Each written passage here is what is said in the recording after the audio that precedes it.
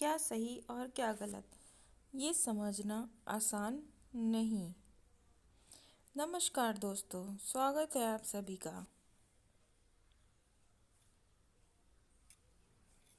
कुछ समय पहले की बात है। एक प्रोफेसर अपनी क्लास में कहानी सुना रहे थे, जो कि इस प्रकार है। एक बार एक युवा दंपति जहाज में सफ़र कर रहे थे। तभी जहाज के साथ एक घटना घटी। जहाज पानी में डूबने लगा।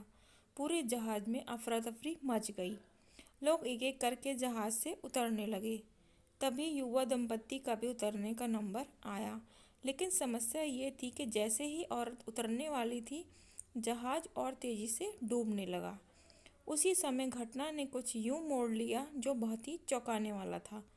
औरत ने अपने आदमी को जहाज से धक्का दे दिया और फिर जहाज डूबने लगा और औरत ने अपने आदमी से चिल्लाकर कुछ कहा। इतना कहानी सुनाते ही प्रोफेसर ने रुककर अपने विद्यार्थियों से पूछा कि बताओ, उस स्त्री ने अपने पति से क्या कहा होगा। विद्यार्थी जीवन में बच्चों में प्रश्न का जवाब देने की बहुत ही ललक होती है। कुछ विद्यार्थी तुरंत चिल्लाए और कहा कि स्त्री ने अपने पति से आई हेट यू कहा होगा। सभी विद्यार्थियों से प्रश्न का जवाब सुनते ही प्रोफेसर ने बीच में देखा कि एक विद्यार्थी बहुत ही शांत बैठा है। प्रोफेसर ने उससे भी पूछा कि बताओ, तुम्हारा जवाब क्या है।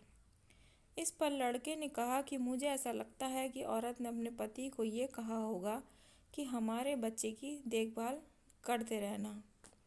यह सुनकर प्रोफेसर बहुत हैरान हुए और उन्होंने विद्यार्थी से कहा कि तुमने ये कहानी पहले सुन रखी है क्या। इस पर विद्यार्थी ने कहा कि जी नहीं सर, ये बात मेरी बीमार मरती हुई माँ ने मेरे पिताजी से कही थी। प्रोफेसर ने फिर दुखपूर्वक लड़के से कहा कि तुम्हारा जवाब बिल्कुल सही है। इसके बाद प्रोफेसर ने इस कहानी को आगे सुनाया और कहा कि जहाज़ डूब गया और स्त्री पानी में डूबकर मर गई और उसका आदमी किसी तरह से किनारे पर पहुंचा और अपना जीवन अपने बच्चों को ठीक प्रकार से लालन पालन में लगा दिया। कई वर्षों बाद जब व्यक्ति की मृत्यु हुई तो एक दिन सफाई करते हुए उसकी एक पुत्री को उसकी अपने पिता की एक डायरी मिली। उस डायरी को जब उस लड़की ने पढ़ा तो उसे पता चला कि जिस समय उसके माता पिता जहाज में सफ़र कर रहे थे, उस समय उसकी माँ एक जानलेवा बीमारी से ग्रस्त थी और उसके जीवन के कुछ ही पल शेष रह गए थे। जहाज में बहुत ही अफरा तफरी का माहौल हो गया था और उस समय उसकी माँ ने उसके पिता को कहा कि मेरे जीवन के कुछ ही पल रह गए हैं और हमें अपने बच्चों का लालन पालन भी करना है और आप मुझे बचाने की कोशिश करोगे तो हम दोनों ही मारे जाएंगे। इसलिए हमारे बच्चों के भविष्य को बचाने के लिए आपको जीवित रहना होगा।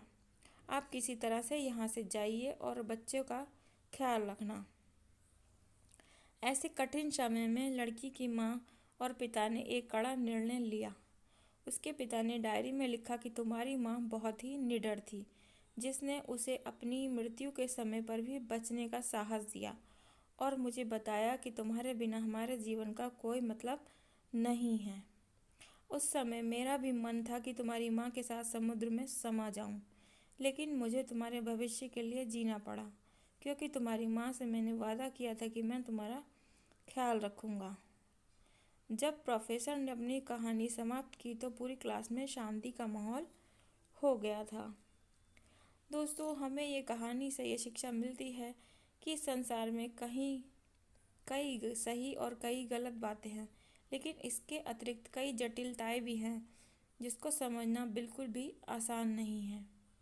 इसलिए किसी भी बातों की गहराई को जाने बिना परिस्थिति का सही आकलन करना बिल्कुल भी आसान नहीं है। हमें यह समझना चाहिए कि किसी भी प्रकार का कलह होने पर पहले जो माफ़ी मांगे, यह ज़रूरी नहीं है कि वह गलत ही हो सकता है कि रिश्ते को बनाए रखने के लिए उसने ऐसा किया हो।